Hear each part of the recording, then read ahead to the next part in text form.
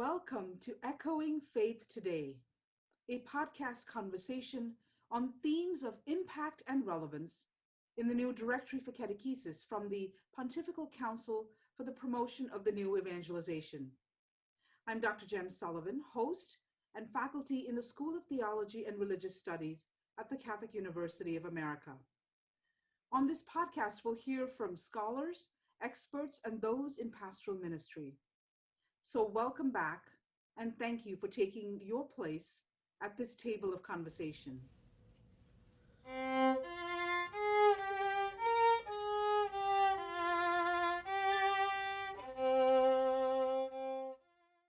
The Directory for Catechesis locates the ministry of catechesis within the Church's foundational and perennial mission of evangelization. So what is the place of apologetics in relation to catechesis in the new evangelization? To shed light on this question, I'm delighted to welcome Father Carter Griffin to the podcast. Father Griffin is a priest of the Archdiocese of Washington, a graduate of Princeton University. He obtained his doctorate in theology from the Pontifical University of the Holy Cross in Rome. At present, Father Griffin serves as rector of the St. John Paul II Seminary in Washington, D.C. He's the author of 2 books, the most recent of which is titled Cross-Examined: Catholic Responses to the World's Questions. Father Griffin, I'm so grateful for your time today. I know this is a busy time at the seminary, so thank you for joining this conversation to share your insights on the relationship of apologetics and catechesis in the new evangelization. So welcome to the podcast. Thanks so much, Dr. Sullivan. It's so good to be with you. Well, let's begin with the word apologetics. In reflecting on the nature of catechesis, what does a catechist need to understand about the task of apologetics? Well, the idea of apologetics from the word itself means, from the Greek word meaning defense, as in a not defensive, we become defensive about the faith, but actually like a court of law, that we have to defend that when others subject it to different critiques or attacks. And the understanding from very early days of the church was that our faith is something that is grounded in the logos and the eternal reason of God, and that there is a rationality, of a coherence to the faith that we can understand more deeply by using our God-given reasons.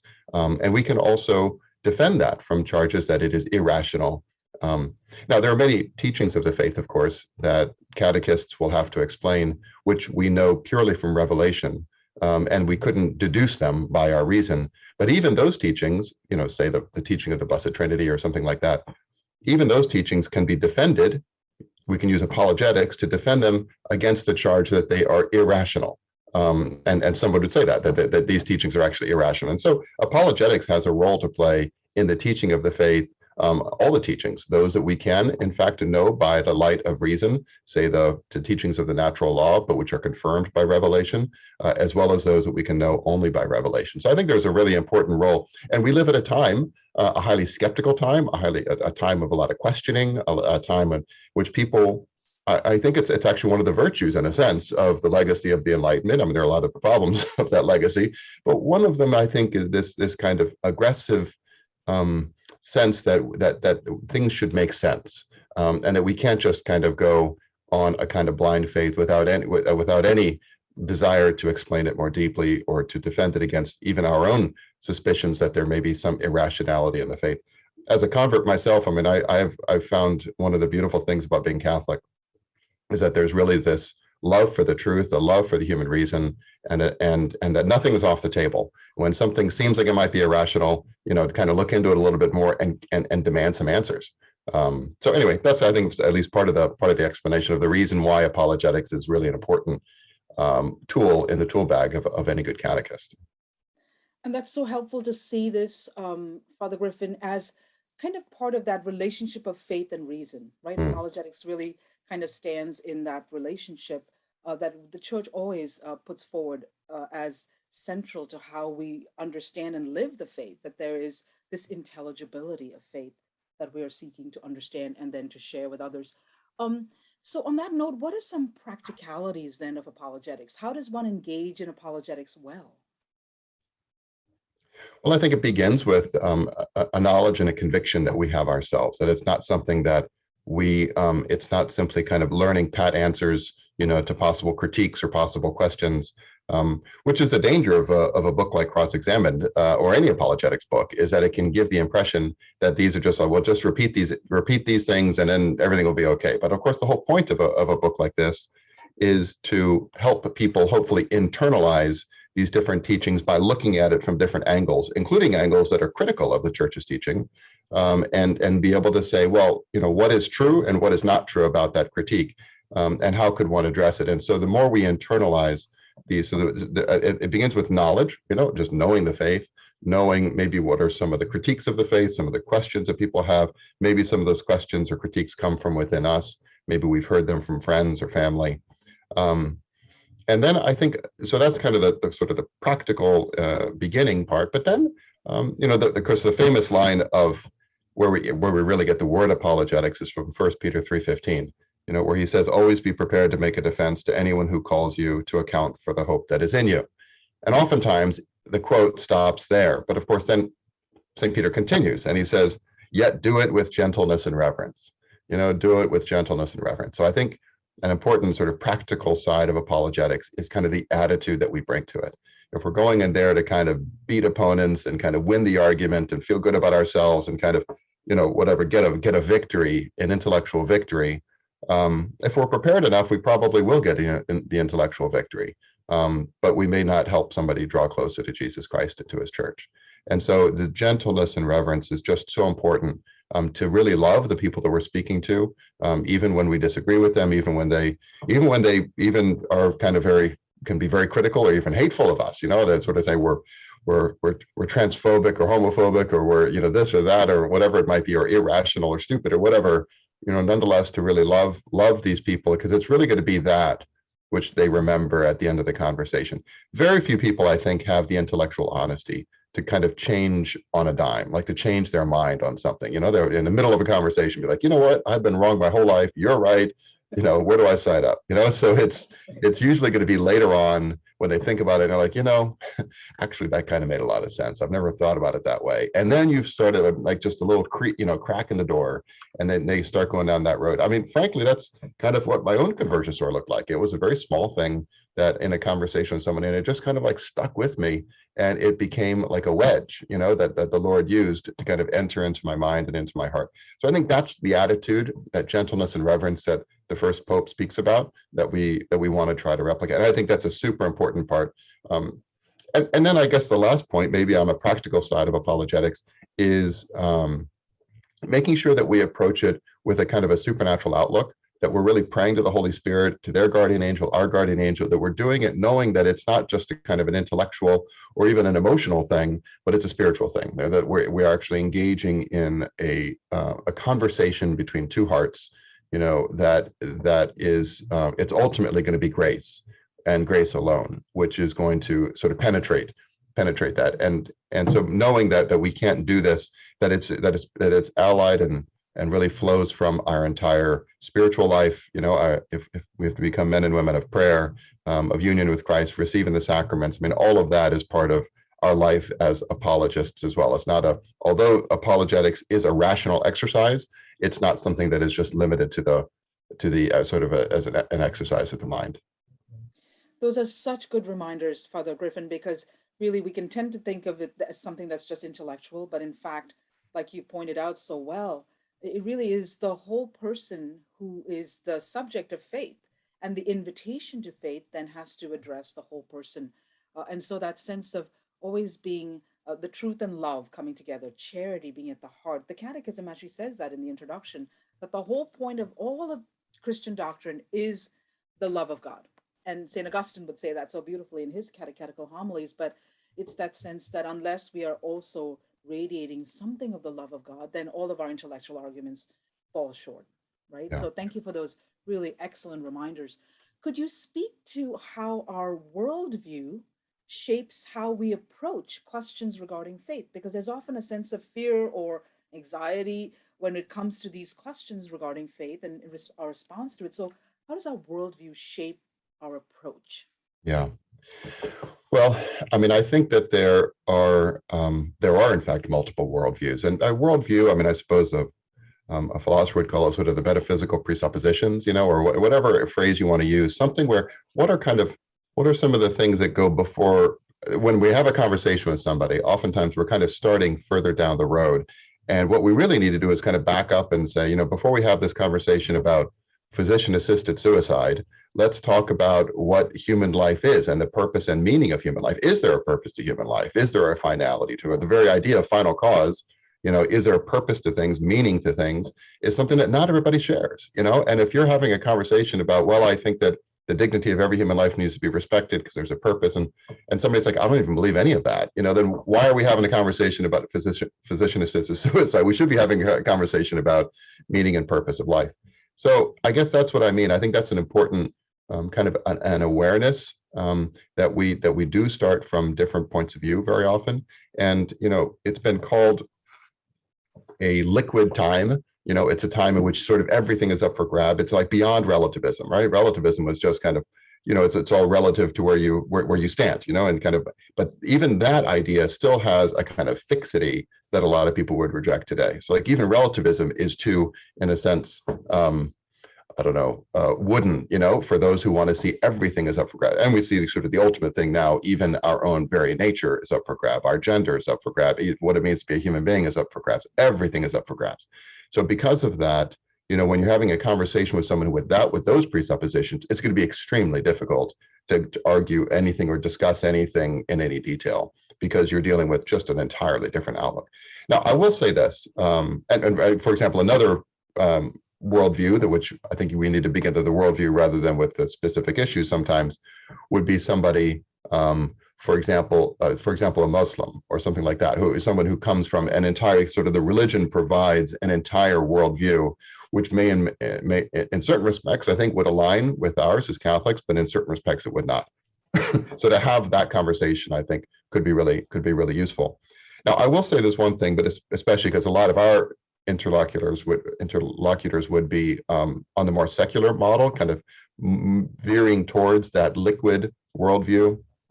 Not nearly everybody would be so extreme about it, but nonetheless, that we want to see where somebody is on that spectrum and try to have that conversation.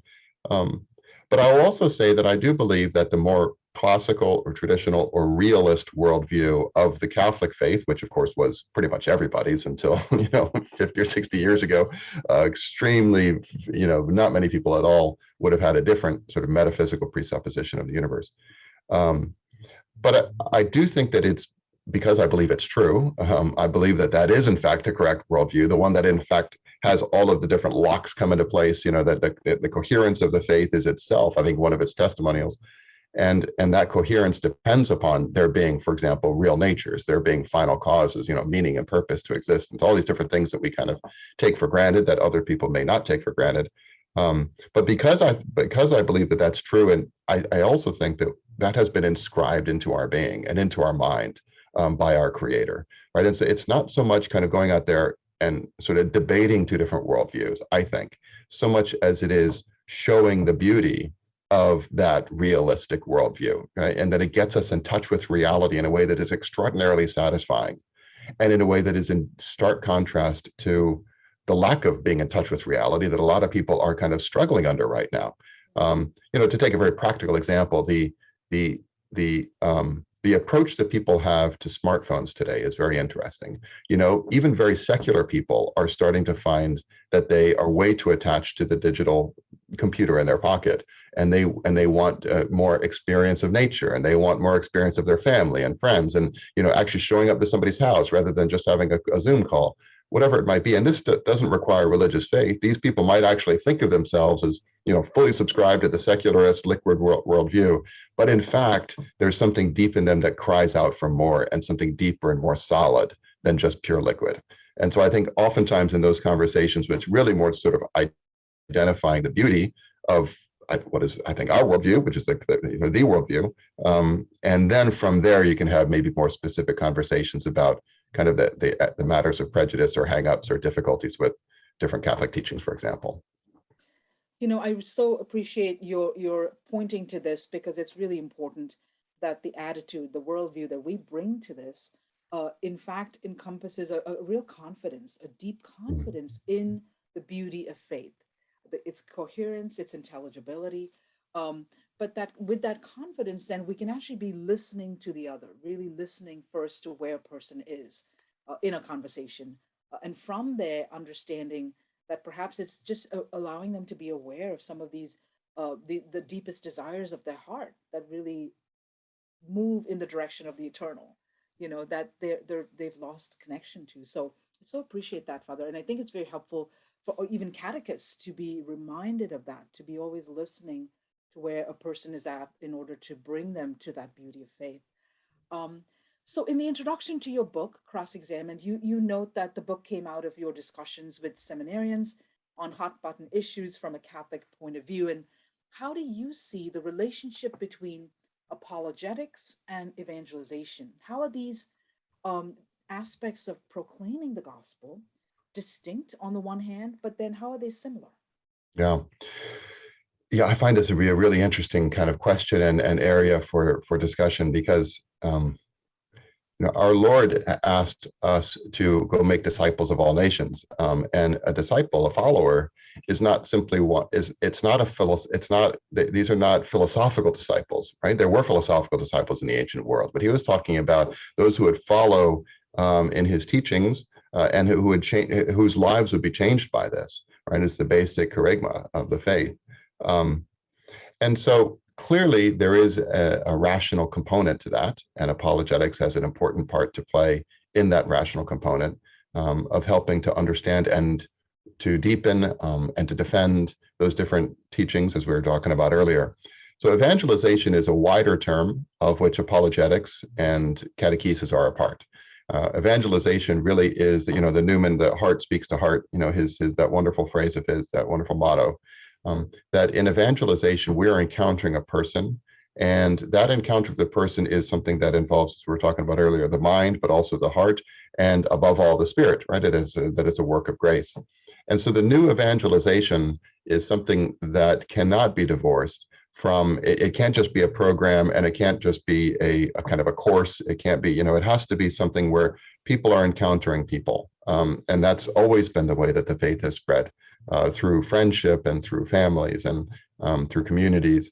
And so building those relationships, building those parish communities, colleagues at work, friends, family, all the rest, that building those communities such a way that they pass on the faith intellectually, but also in the customs and in the lifestyle, in the moral life, and so forth.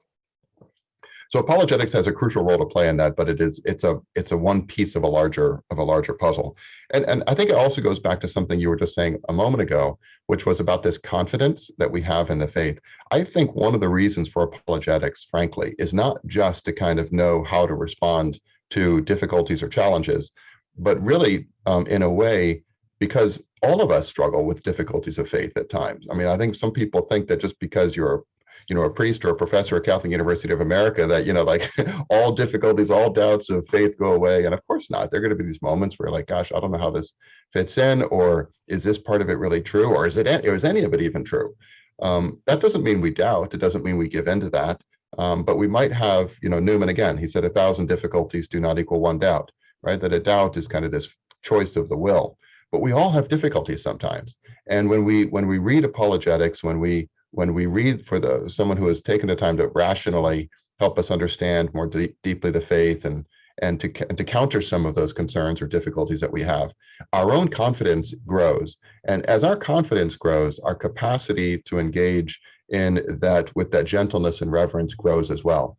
One thing I find with the seminarians, as you said, this book really came out of this desire to give seminarians some tools in their interactions and also in their preparations for the priesthood.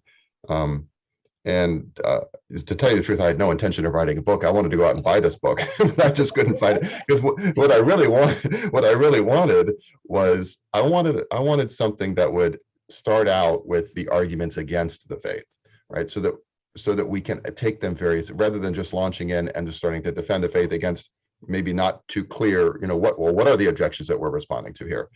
And I find that the seminarians really appreciate that, because because what it means is that we're taking seriously those who disagree with us, right? Someone can have a different point of view and be neither evil or stupid. That you can be a well-intentioned person and very bright, maybe way brighter than I am, in the conversation, and still, right, we can still say, but that doesn't mean that what they say is going to be correct, is going to be right. And so taking seriously all of this, so that's what this kind of does. It's sort of this loose, sort of quasi-scholastic, kind of approach of, let's start with all the things against this teaching, let's do the Catholic teaching, and then respond to those, those initial objections. So I think having that, increases the confidence a great deal, because it means, no, we've looked at the principal objections, maybe not every one, but we've looked at the principal ones.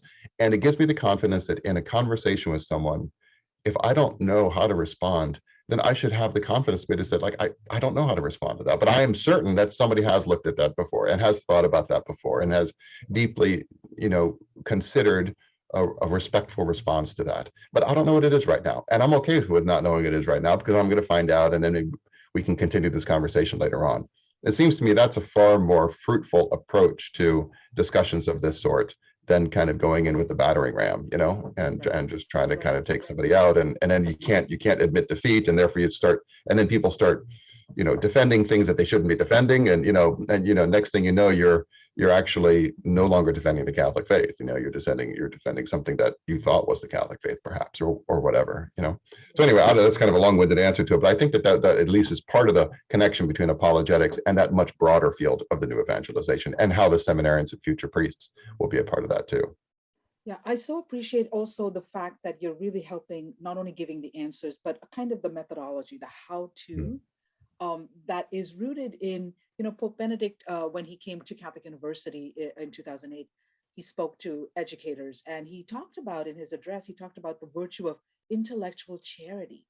And it seems to me that's what I was reminded of, that as you were speaking about and describing so well this connection between apologetics and evangelization, that it really is rooted in that sense of confidence, but it's born of charity towards the other.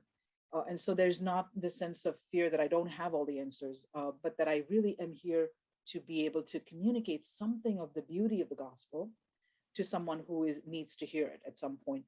Very important to Father Griffin for this digital age, right, in which our conversations now through digital media have just become so vitriolic and so uncharitable, really. And so I think from this perspective that you offer in your book, really helping us to see the importance of that charity that should drive all of our conversations. In chapter 3, the Directory for Catechesis notes that the priest, as the bishop's first co-worker and by his mandate, and in his capacity as educator in the faith, has the responsibility of bringing to life, coordinating, directing all of the catechetical activities of a community, the community that's been entrusted to him. So what does it mean to say, from your perspective as someone who is forming generations of seminarians, what does it mean to say that the pastor or parish priest is the first catechist, and we could say the apologist, in the parish community?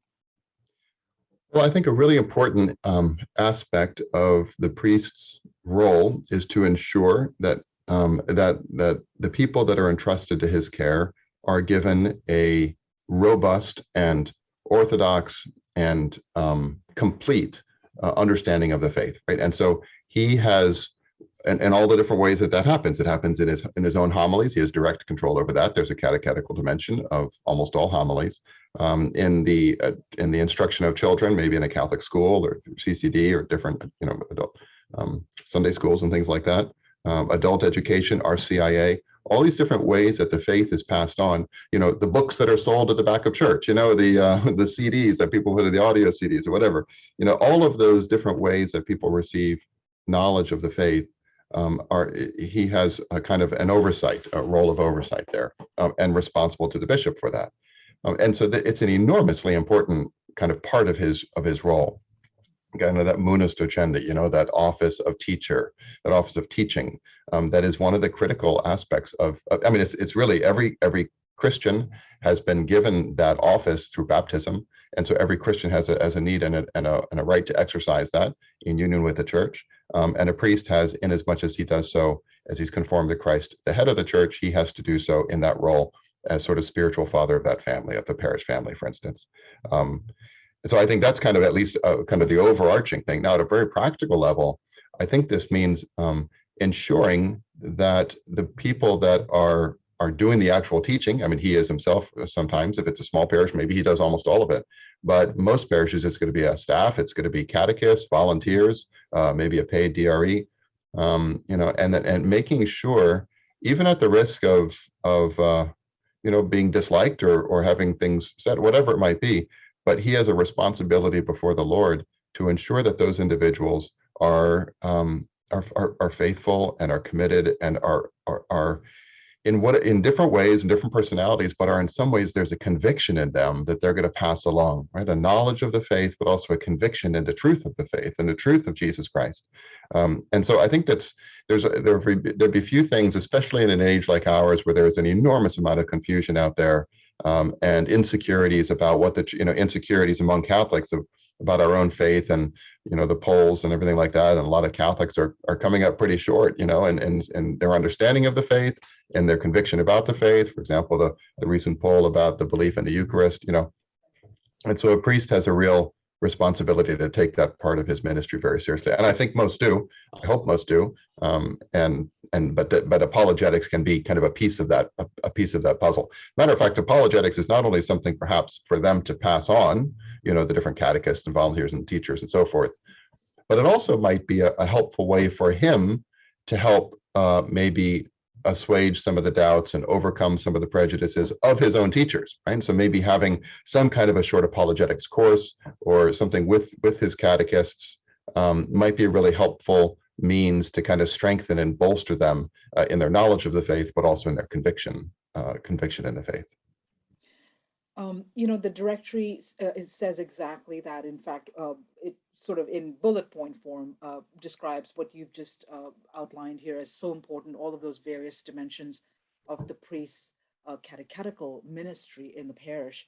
I'm reminded of St. John Paul II. We should say something about him. But he, in his apostolic exhortation on catechesis in our time, he said, at the heart of catechesis, we find in essence a person, the person of Jesus of Nazareth. That's the heart of catechesis. It's the heart of apologetics too. And of course, the church's evangelizing mission is this person of Jesus who we invite people to encounter, to know and to love, and then to grow in this new life in him. So just hearing you speak about the importance of the whole community being led by the pastor, by the priest, in this task of teaching and handing on the faith is really a beautiful thing to consider and to be reminded of. So thank you so much for Sure. any And other thoughts on that.